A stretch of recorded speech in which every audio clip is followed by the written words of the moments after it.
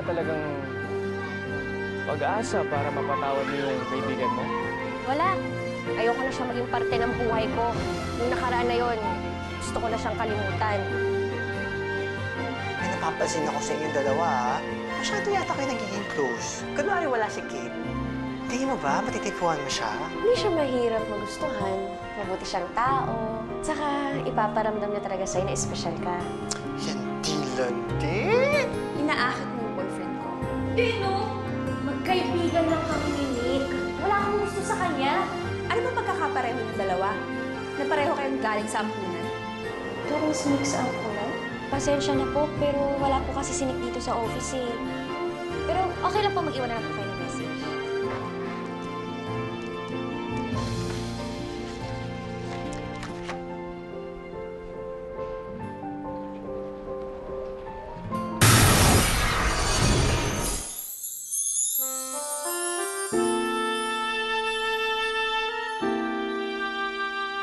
Sa'yo yan eh. Buksan mo. Tago mo yan na. Para lagi mo maaalala. Ano ba pagkakapareho ng dalawa? Na pareho kayong lumaking walang ina? Na pareho kayong galing sa ampunan? Nanggaling dito si Nicolo? Gustong-gusto ka niyang makita. Ang tagal niyo na rin naman hindi nag-usap eh. Miss na miss ka na nun. Kasi nararamdaman ko na gustong-gusto ko na niyang puntahan. Gustong-gusto niya sabihin sa'yo na ako si Nicolo. Bakit hindi niya ginawa? Asa na siya? Ba't hindi siya nagpaparamdam sa akin? Ni Hailey mo, wala.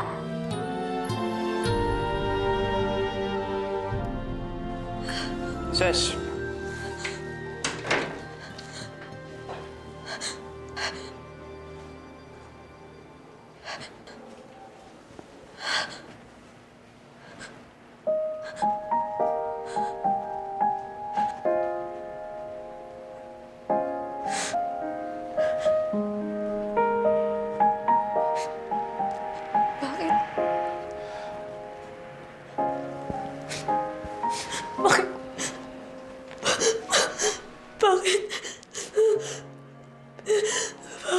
Bakit nasa iyo tong kitchen na to?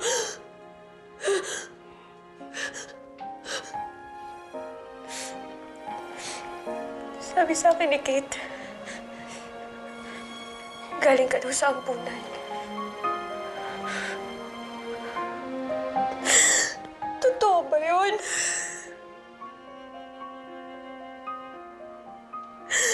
Sabihin mo sa akin, totoo ba yun?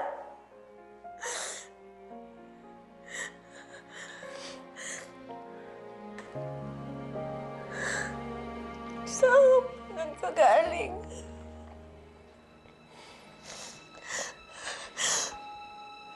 Saan ampunan ka galing?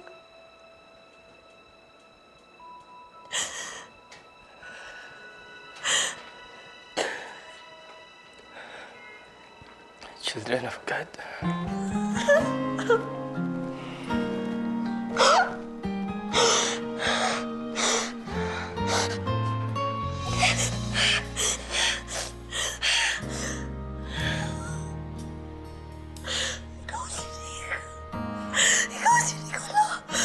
Ikaw si Nicolo.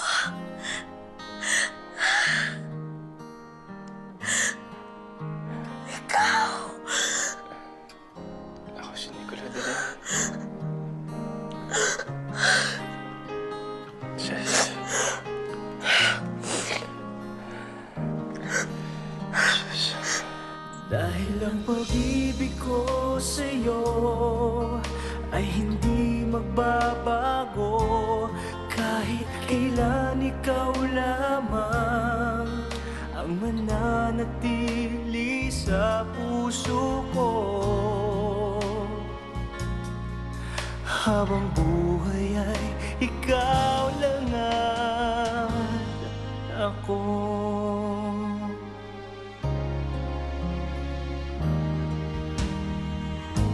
Sa lungkot at sa saya, ikaw ang kasama. Ikaw si Nicolo. Ikaw si Nicolo. Ikaw si Nicolo. Ikaw si Nicolo. Ikaw si Nicolo. Ikaw si Nicolo. Ikaw si Nicolo.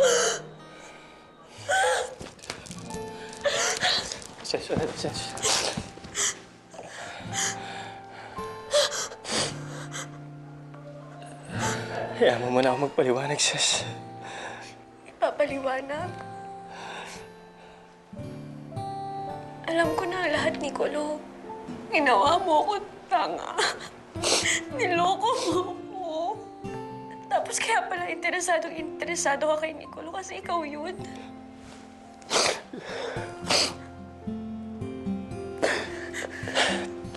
Sabihin ko naman siya yung totoo eh. Kaso pinaghinaan ako ng loob. Natakot ako na baka magalit ka sa akin, Tapos sis. ano? Nagsinungaling ka.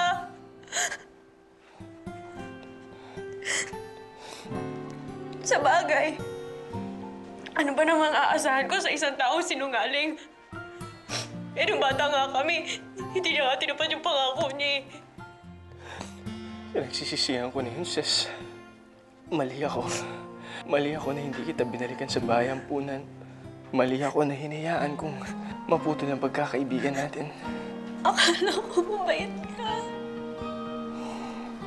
Pero yun pala, bumabawi ka lang pala sa lahat ng kasalanan mo sa akin. Sis. Hindi naman siya ganun, sis. Kay tagal na natin sa Layaan mo ako. isa't isa. Hindi ko na mabilang Ayoko na makita yung pagmumukha mo. ilang taon na ba. Wala akong kaibigang sinungaling at wala akong kaibigang manloloko. Nasa puso ko ang kaluluwa. Dahil ang pag-ibig ko sa'yo ay hindi magbabago. Kahit kailan ikaw lamang ang mananatili sa puso ko.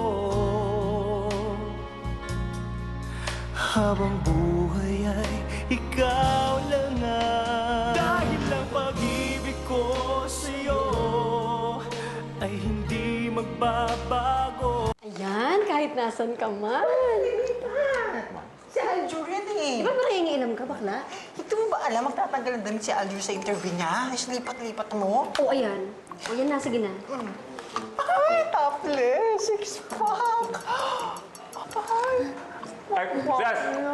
Dito na pala yung bill ng tubig at kuryente. Idudog ka muna rin nga pala para sa bago kong damit, sis. Mars, pinapatanong pala ng tita ko, baka pwede ka niya ma-invite sa party niya next week. #1 fan mo yun eh. Yung bill ng internet at cable, dito na rin pala. Mahal pala to. Tsaka nga pala, sis, kumuha ko ng mga binibentang makeup mo, ha? Huwag mo akong sisingilin, ha? Sis naman tayo, eh. Mars, libre pagkain naman yun eh.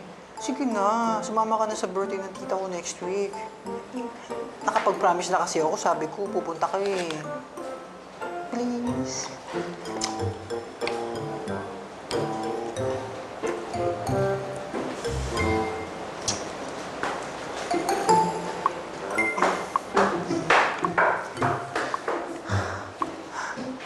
Ano nangyari doon? Mars!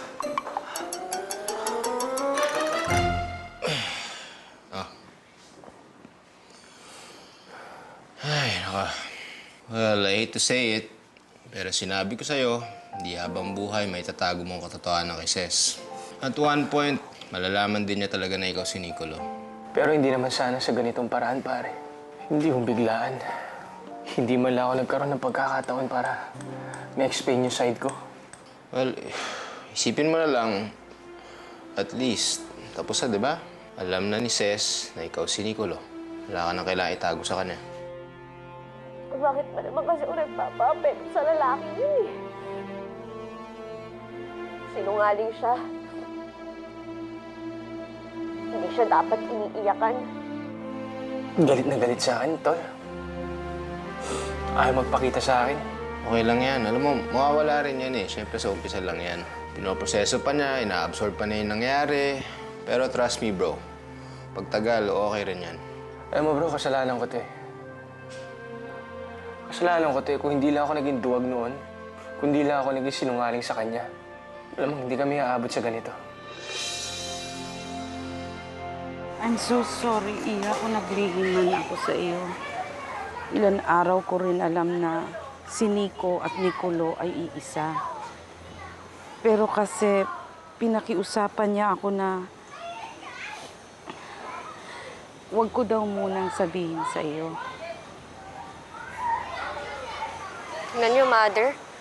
Pati tuloy kayo, napilitang magsinungaling dahil dun sa lalaking yun. Eh, kaya naman pala hindi ko na yung number mo. Eh, kasi matagal nyo nang alam. Nakita ko naman sa kanya, Iha, na sincero siya talaga sa iyo. Naghahanap lang siya ng tamang panahon para aminin niya sa iyo ang lahat. Mother, ang dami-dami namang pagkakataon para sabihin niya sa akin yung totoo. Pinalagpas niya lang lahat yun. Pinili niya na itago sa akin. Umaasa pa rin ako na magkakaigi kayong dalawa. Hindi man siguro ngayon, pero sa darating na panahon. Mother Superior, nandito na po sina Mr. at Mrs. Cabrera. Salamat din na, ha? Paano, maiwan ko muna kayo, ha? At aasikasuhin ko muna yung mag-asawang mag-aampon.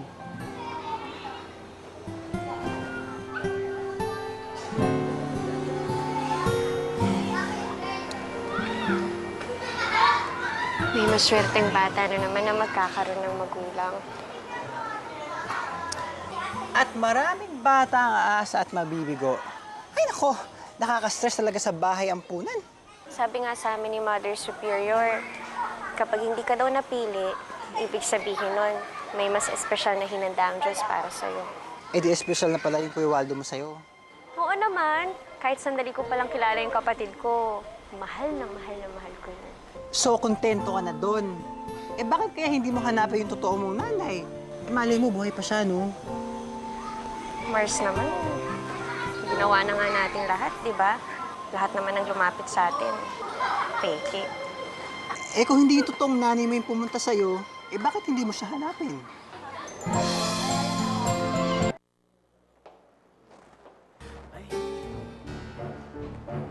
Ano bang kailangan niyo?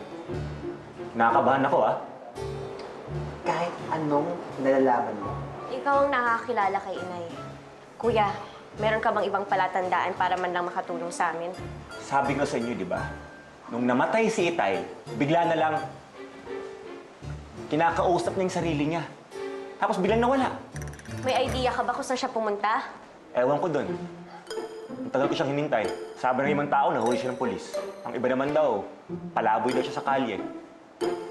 Abang sabi, nag-abroad daw siya. Police? Abroad? San pa?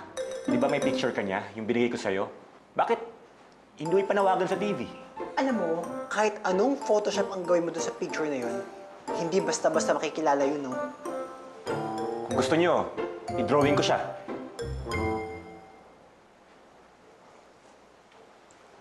O di, sige.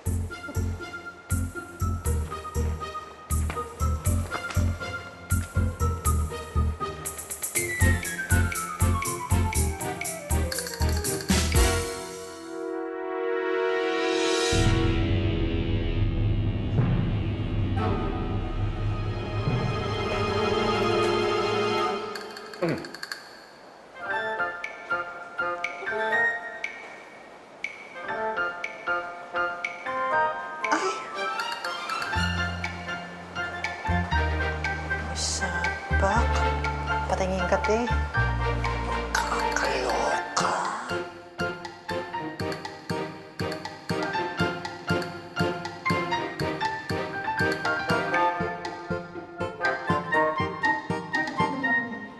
Ayan, kuya, yung ilong niya tungkol sa ano pa? Konting tangos pa. Ayan. Kamukhang kamukha ni nanay. Galing mo, ha? Kuha mo. Pwede ko namang makita. Presenting to you. Nanay Alicia. Parang drawing ko lang.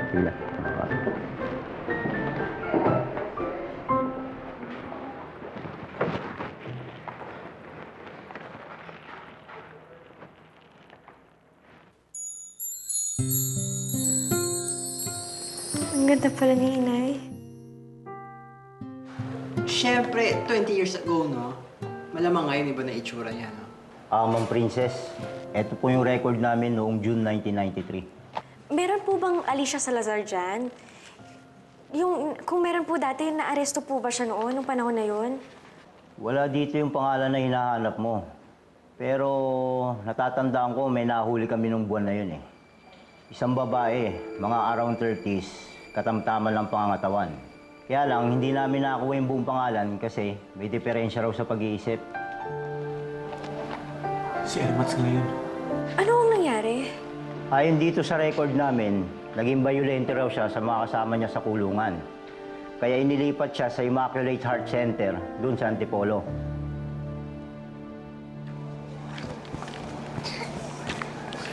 Mars, yun na ba yun?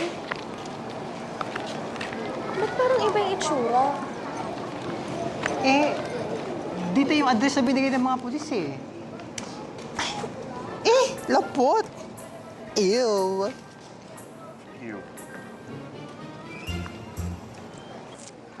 Bossing! Dito ba yung Immaculate Heart Center? Ito nga yun. Pero matagal na nasunog yung nahanap kong center eh. Dami na nga namatay dyan. Yan.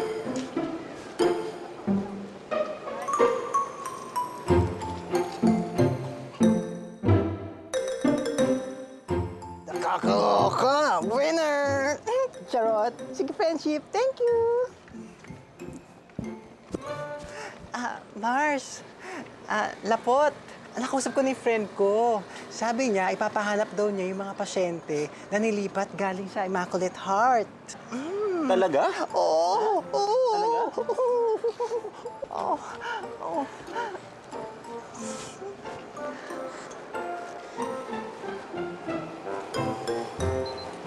Mais ka nga, Ses. Paano kung kasama si Inay dun sa mga namatay sa sunog? Paano kung patay na pala siya? Ang tagal-tagal kong nangulila sa isang ina. Hindi ko alam kung anong gagawin ko pag nalaman kong wala na siya. Ano ka ba naman, Mars? Sabi ni Kuya, hindi naman daw lahat namatay sa sunog.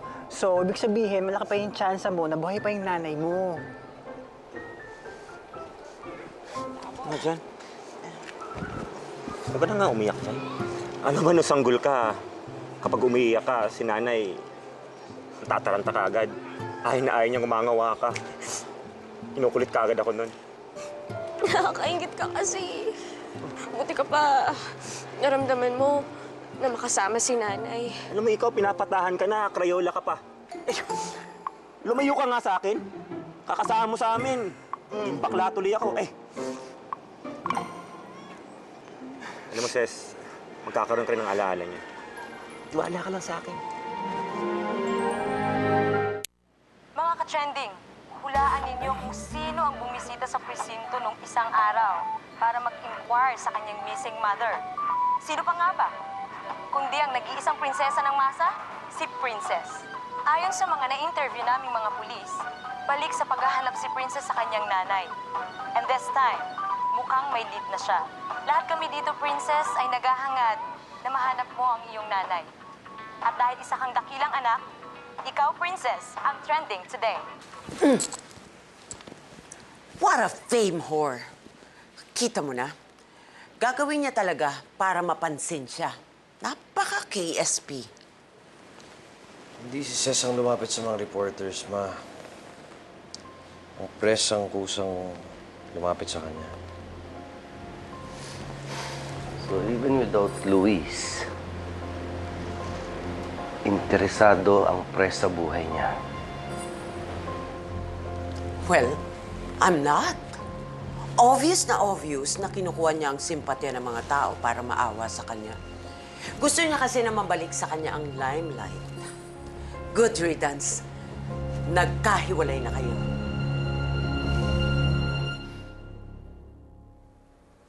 Kamusta na kaya kayo, Nay? Siguro, ngayon tulog na ho kayo, ano? Ano na ho kayang itsura niyo?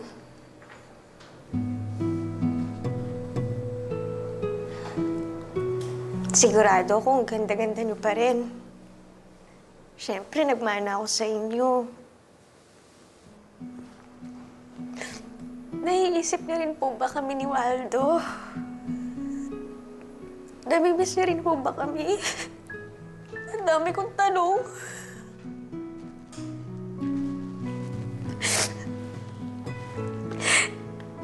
Di bali, Nay. Alam ko, balang araw, darating din yung araw na magkakasama tayo. Mabubuo ulit tayo. Ikaw, ako, si Kuya Waldo. Makukumpleto ulit tayo.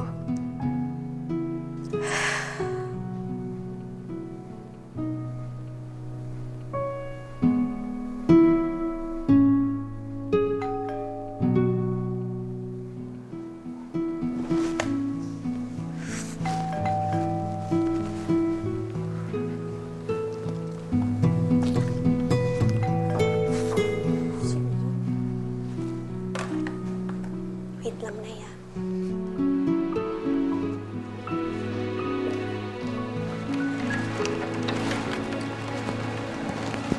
Ses. Ses. Di ba sinabi ko na sa'yo na ayaw kitang makita dito?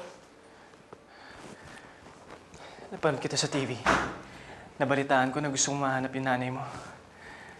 Ses, tutulungan kita mahanap ang nanay mo.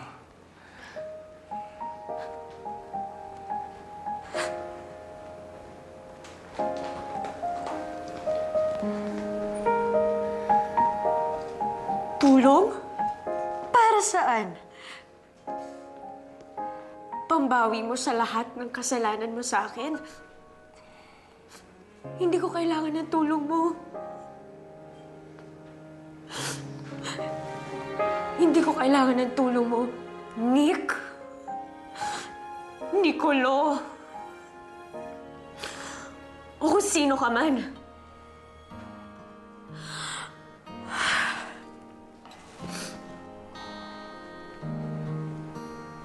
Kung nakaya ko noon, na wala ka, mas kakayanin ko ngayon.